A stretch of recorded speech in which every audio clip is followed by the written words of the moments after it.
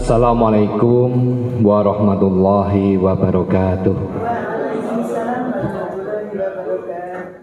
Bismillahirrahmanirrahim. Alhamdulillahirabbil alamin.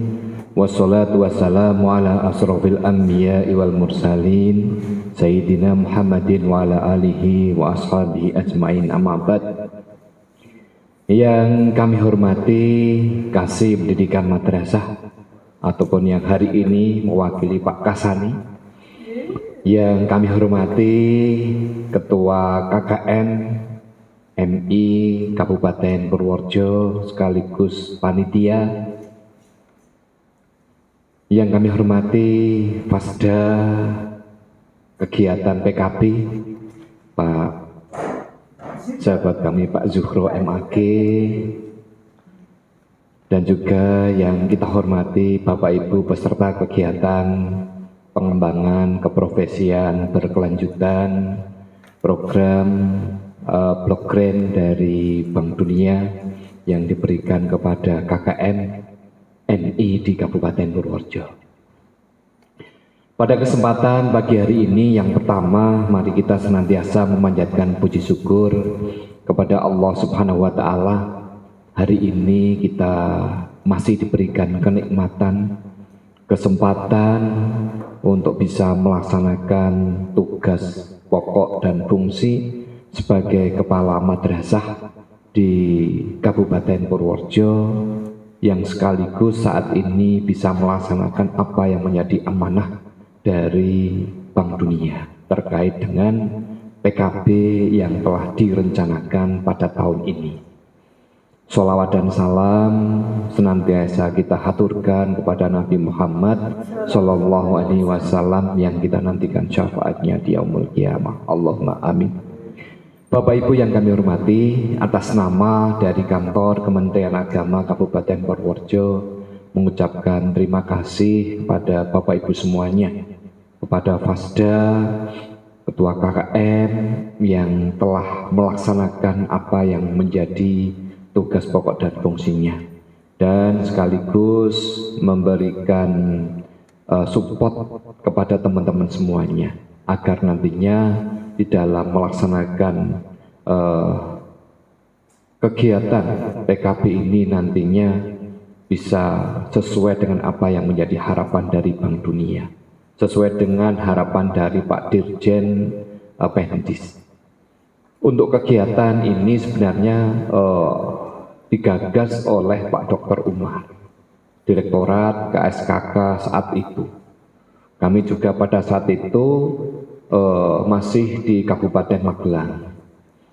Beliau, Pak Dr. Umar, mempunyai satu agenda yang sangat-sangat strategis di bidang pendidikan, yaitu bagaimana caranya untuk mengembangkan pendidikan atau mutu prestasi pendidikan madrasah. Bagaimana madrasah-madrasah ini agar nantinya bisa bersanding, bisa sejajar kedudukannya dengan sekolah. Walaupun ada 1-2 madrasah ini yang saat ini menjadi unggulan ataupun yang diminati oleh masyarakat. Ini ada. Bagaimana caranya kok bisa sampai sana? Banyak yang studi banding ke madrasah tersebut. Akan tetapi kemudian penerapannya di masing-masing lembaga ini ternyata menjadi satu kesulitan tersendiri. Ya, sebenarnya pengen contoh, pengen mengadopsi apa yang menjadi tren di madrasah itu. Ya, karena memang juga lingkungan juga mendukung. Tidak hanya kemampuan dari gurunya saja, tetapi lingkungan juga mendukung. Komite apalagi. Itulah Pak Dr. Umar, kemudian bagaimana caranya untuk meningkatkan mutu madrasah, dibuatlah satu program se-Indonesia. Mulai dari jajaran tataran madrasah ibtidaiyah sampai dengan madrasah aliyah. Sampai dengan bidang studi apa yang ada di madrasah itu bagaimana caranya untuk dikembangkan. Pengembangannya tentunya salah satunya melalui keprofesian seorang guru, seorang pendidik. Ya. Profesi seorang guru ini mau tidak mau selalu diupdate. Ya, selalu diupdate terus agar nantinya terkait dengan peningkatan prestasi peserta didik, ini guru-guru tentunya mempunyai satu metode, mempunyai satu cara yang jitu, yang baik, yang nantinya bisa mengangkat prestasi dari madrasah. Itu.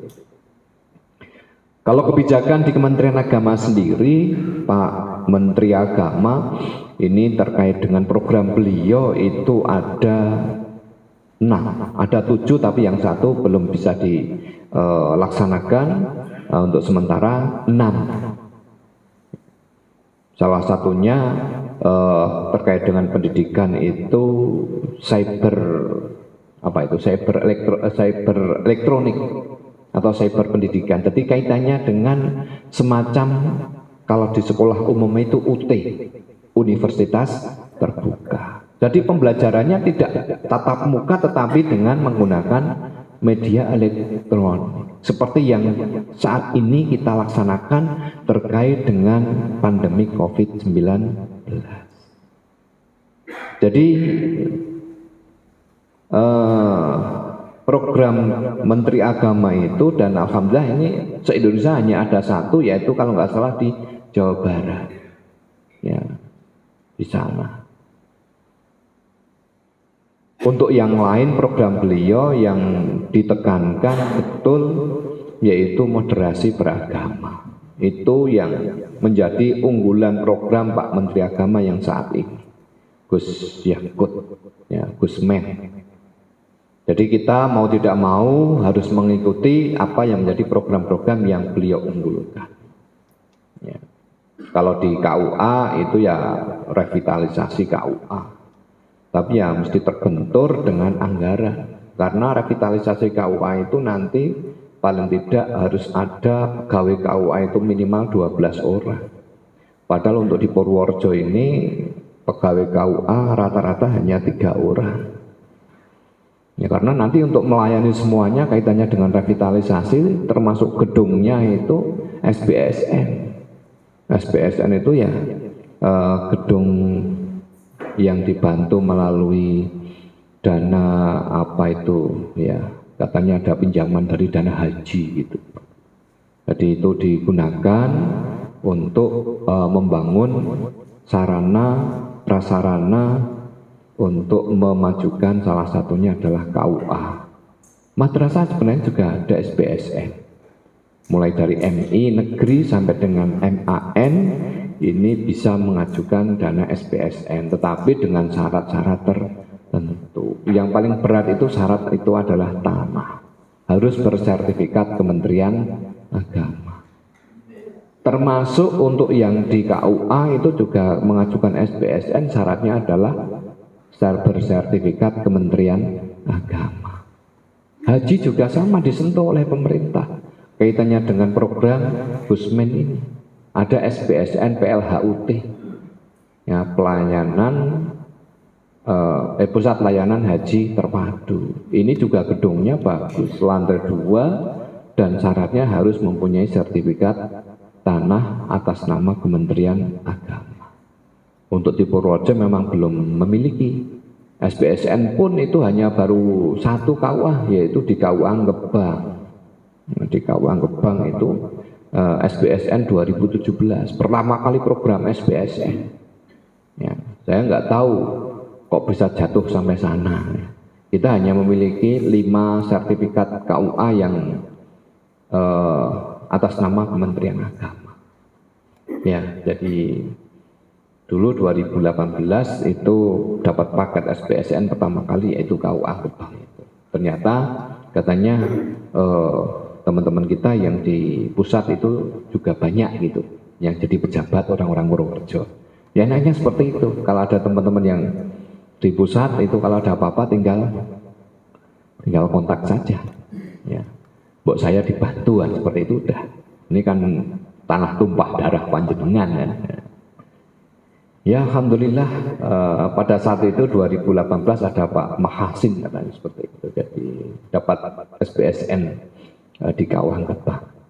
Kemudian setelah itu tidak dapat saat ini kita baru mengusulkan KUA Bruno, ya KUA Bruno untuk SPSN 2022 rencananya.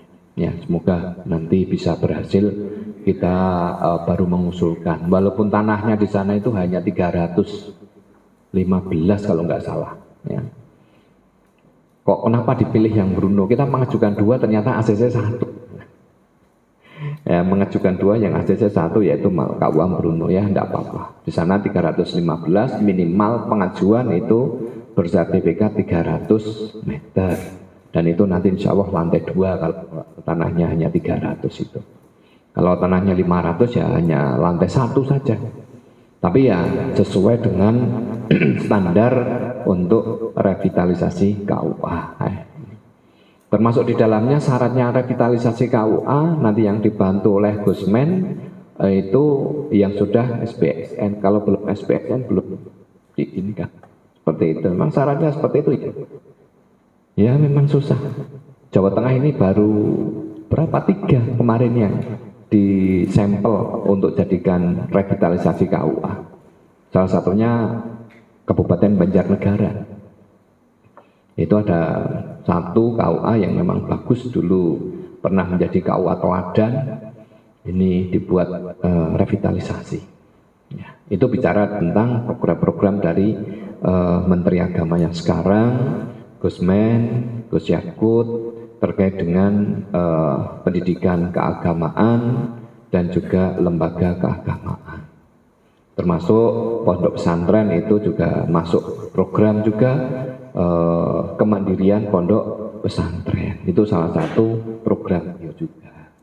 Dan saat ini Alhamdulillah Presiden Jokowi kaitannya dengan pondok pesantren ini memberikan satu keputusan peraturan Presiden untuk pembiayaan pondok pesantren diserahkan kepada Pemda masing-masing di seluruh Indonesia.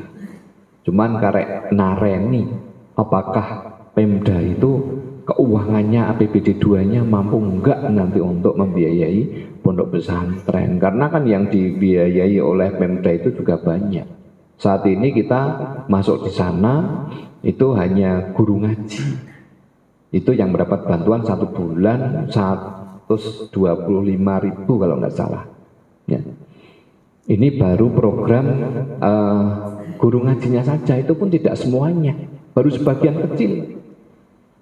Itu sudah keluar angka sekitar 3 miliar untuk guru ngaji 1 bulan 125.000 kali 9 bulan.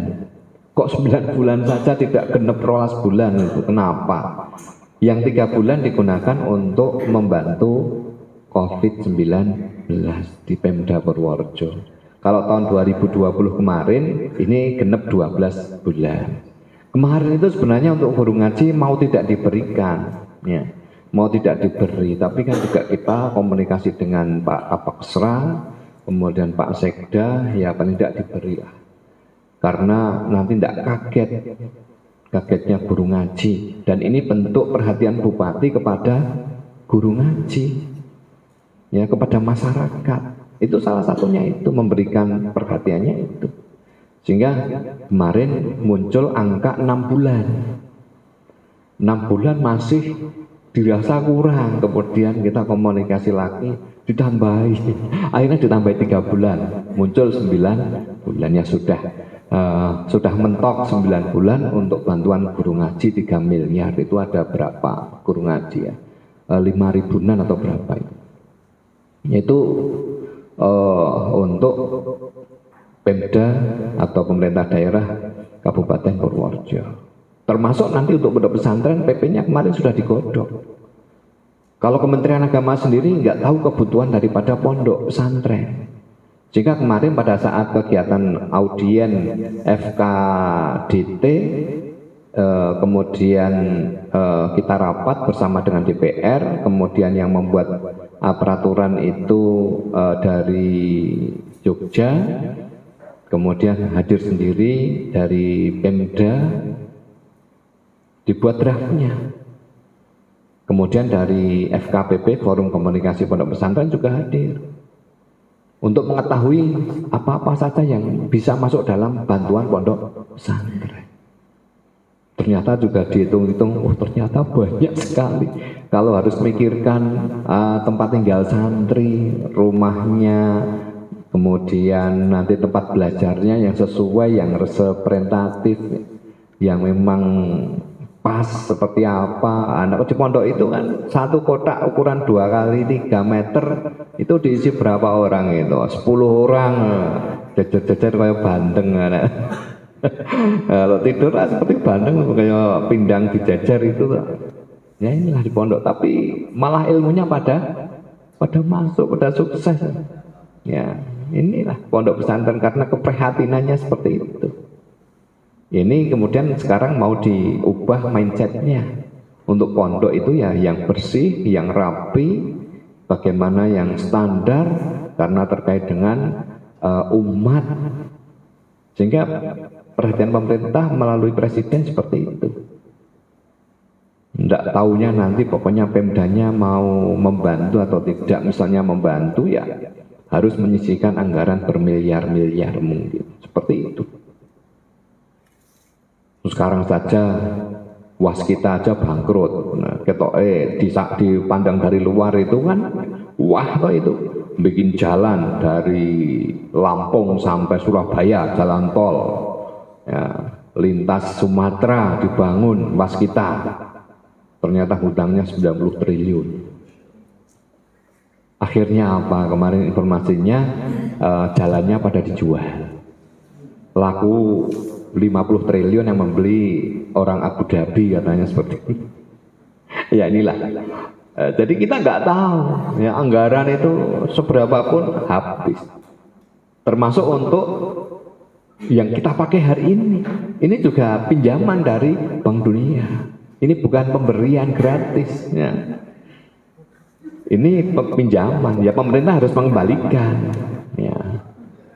Makanya nanti pokoknya kita harus mempunyai satu komitmen, satu visi, ya, satu misi agar nanti kaitannya dengan pendidikan di madrasah harus mempunyai prestasi. Sehingga kegiatan Bapak Ibu semua tidak hanya sekali ini saja, sampai 7 kali, on-nya itu 5 kali, in-nya 5 kali, on-nya 2 kali.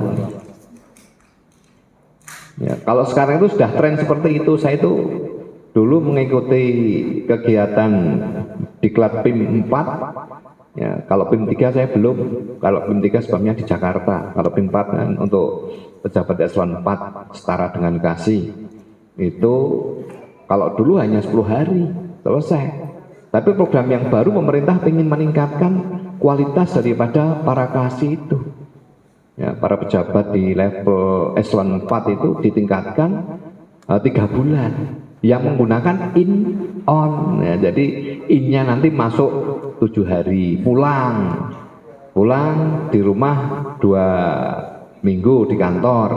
Ini mempunyai tugas program apa saja yang nanti akan diangkat di in kedua. Nah, kemudian di in kedua dibahas kembali lagi bagaimana keberhasilannya, implementasinya bagaimana, berhasil tidak ya.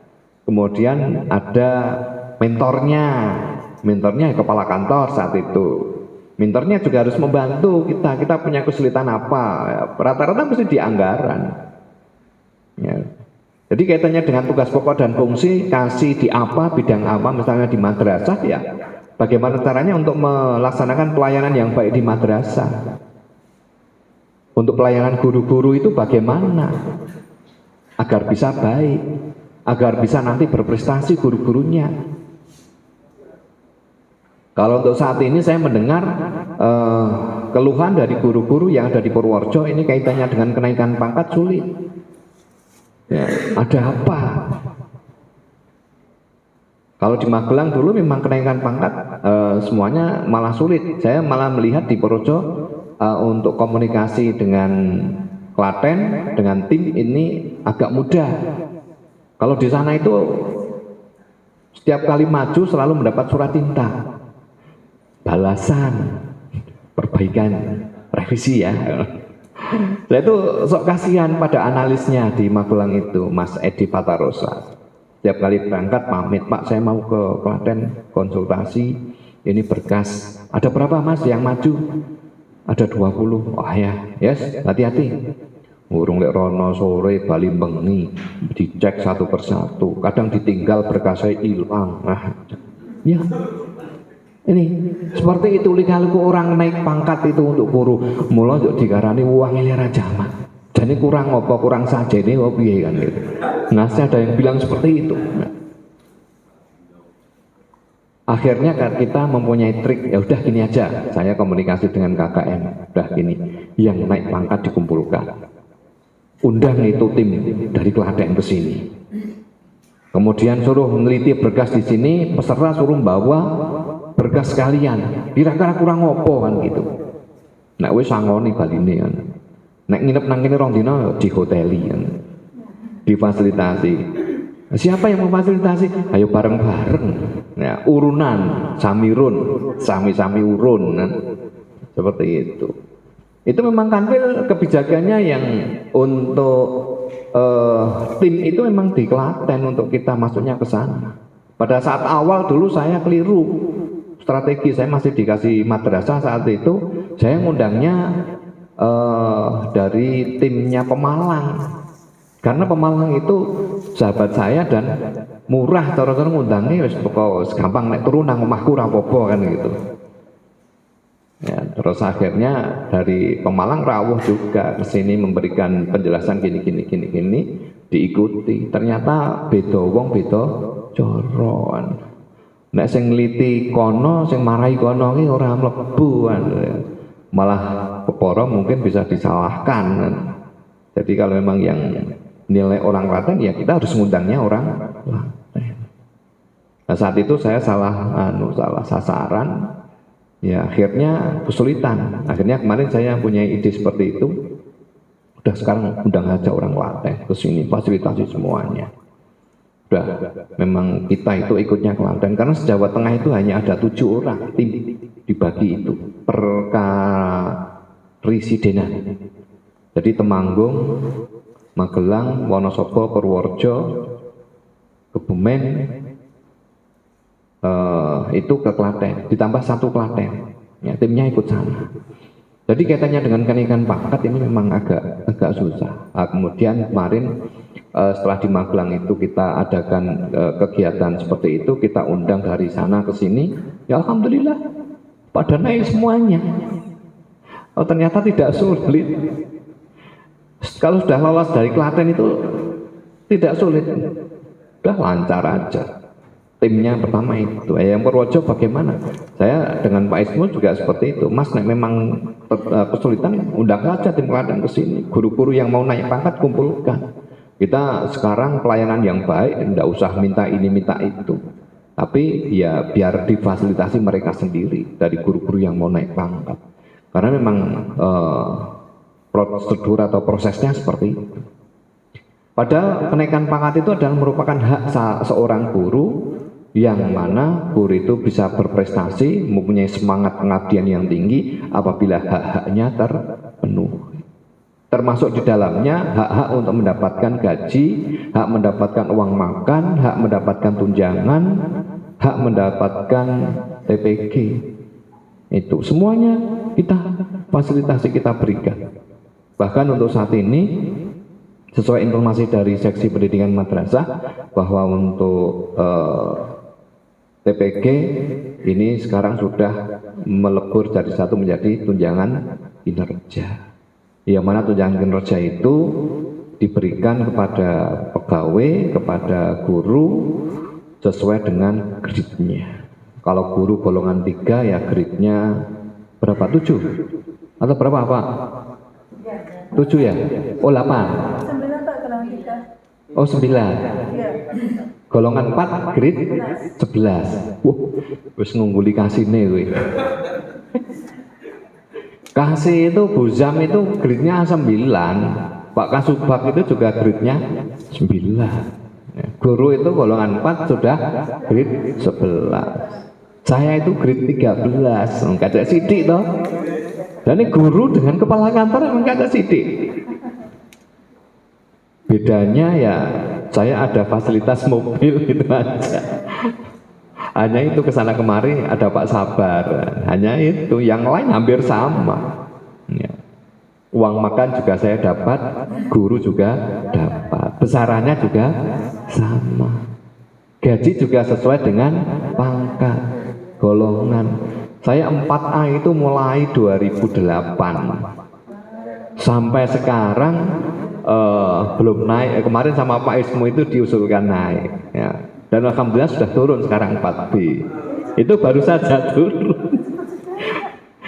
Jadi macet itu 2008 sampai dengan 2020 itu berapa tahun itu, enggak naik-naik. Ya kita memang enggak bisa naik karena S1 4 itu maksimal ya 4A itu, enggak bisa naik. Ya, jadi terkait dengan hak-hak ASN semuanya sama. Termasuk untuk yang non ASN ini ada yang namanya impasing. Impasing itu diberikan sesuai dengan kepangkatannya juga, pengalaman lama mengabdinya. Pengabdian lama ya setara dengan golongan 4. Cuman untuk yang impasing ini sampai saat ini belum mendapatkan tunjangan kinerja, baru impasing saja. Tidak tahu nanti kalau menjadi P3K nantinya. Ya semoga nanti P3K di Purworejo ini semua guru-guru madrasah pada masuk bisa. Allahumma amin. Ya pokoknya kita ikut memperjuangkan kaitannya dengan P3K. Kalau memang sesuai dengan format aturan yang telah ada, kita usulkan untuk P3K. Ya jadi kita walaupun belum ASN, teman-teman semuanya tetap harus semangat. Tetap sesuai dengan ruh awal, yaitu untuk mengabdikan ilmunya kepada anak-anak agar nantinya ini menjadi amal ladang ibadah Bapak Ibu semuanya yang belum ASN. Tetap semangat, tidak usah ngelopro, nggak usah minder dan lain sebagainya. Bahkan madrasah-madrasah yang berprestasi ini rata-rata malah madrasah yang swasta.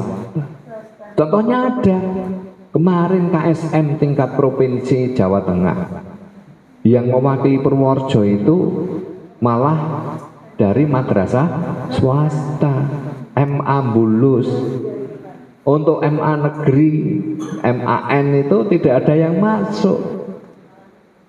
MANIC Insan Cendikia itu kemarin juga tidak ada yang masuk. Tingkat nasional mewakili Jawa Tengah tidak ada. Padahal MAN-IC itu coba biayanya itu sebulan berapa? Gurune negeri kabeh, fasilitasnya dikompliti kabeh, asramane dikompliti kabeh, makanannya dipenuhi semuanya. Dulu anggaran Kementerian Agama banyak tersedot di MAN-IC. Misalnya untuk Jawa Tengah 3 triliun ya, yang separuh itu untuk MAN-IC semuanya. Jadi karena memang fasilitasnya banyak sekali. Dan bagaimana caranya untuk mencetak generasi penerus yang memang benar-benar handal, benar-benar berprestasi di MAN-IC. Tapi kemarin pada saat mengikuti kegiatan KSM, tidak ada yang juara sama sekali.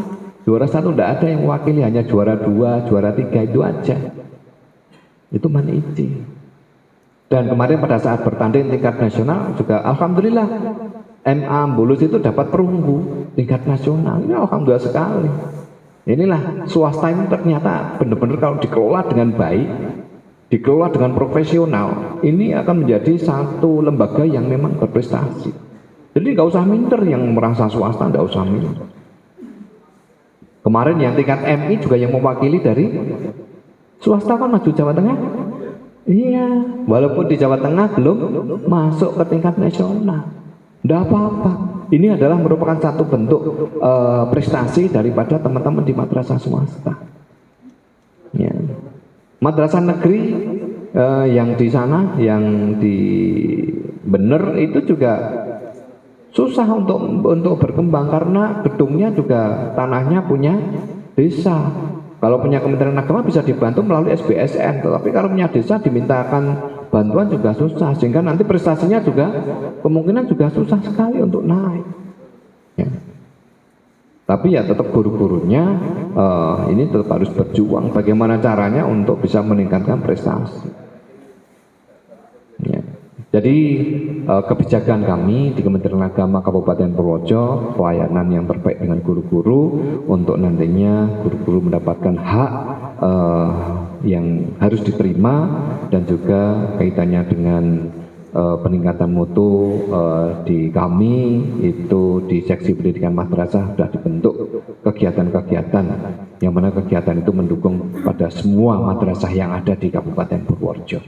Bersama Bu Yam yang sudah biasa mengelola madrasah, biasa di seksi pendidikan madrasah, lebih paham betul kaitannya dengan kegiatan-kegiatan yang akan dilaksanakan. Dan saya pesan kepada Bapak Ibu yang terakhir untuk nanti kegiatan mohon untuk bisa dilaksanakan dengan baik, dan Pasda provinsi juga nanti hadir ya, Bu Bit, yaitu dari Kepala MTSN 2 Purworejo hadir, kebetulan juga orang Purworejo. Nantinya harapan kami Bapak Ibu semuanya kalau ada apa-apa bisa komunikasi, konsultasi dengan beliau. Selain Pasda yang ada di Madrasah Ibtidaiyah, Pak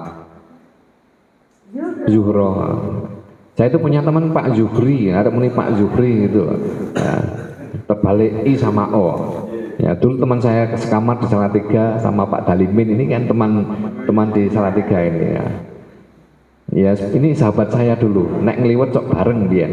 Karena pondoknya saya sebelah timur, dia sebelah baratnya ya. Lebih jauh Pak Dalimin. Lek perhatian oke Pak Dalimin, ganjarannya oke Pak Dalimin. Ternyata sekarang jadi satu di sini ya. Pak Dalimin, Pak Parwodi itu sahabat-sahabat saya dulu di Salatiga. Ya, saya di Magelang, beliau ditugaskan di Purworejo. Nggak tahunya kok saya nyusul beliau Pak Dalimin. Ya alhamdulillah ini punya sahabat di Purworejo ini, di MI Pituruh. Ya. Saya belum bisa suan ke Pituruh, ini memang agendanya masih banyak dan sekarang masih COVID, belum boleh terlalu lama ataupun banyak kegiatan tugas di luar, jadi ini masih terbatas. Itu yang bisa kami sampaikan, Bapak Ibu semua. Selamat mengikuti kegiatan pengembangan keprofesian berkelanjutan 7 kali, nanti on itu 2 kali, in-nya 5 kali, untuk bisa diikuti semuanya, jangan sampai tertinggal, dan nanti untuk bisa dipraktekkan di madrasah masing-masing. Mengingat dana ini adalah dana program yang diperjuangkan oleh Pak Direktorat KSKK Dr. Umar, mohon untuk nanti bisa diimbangi dengan bentuk prestasi kepada madrasah Bapak Ibu semuanya. Dengan mengucapkan bacaan Bismillahirrahmanirrahim, kegiatan pengembangan keprofesian berkelanjutan pada Madrasah Ibtidaiyah di Kabupaten Purworejo secara resmi kami buka. Terima kasih. Assalamualaikum warahmatullahi wabarakatuh.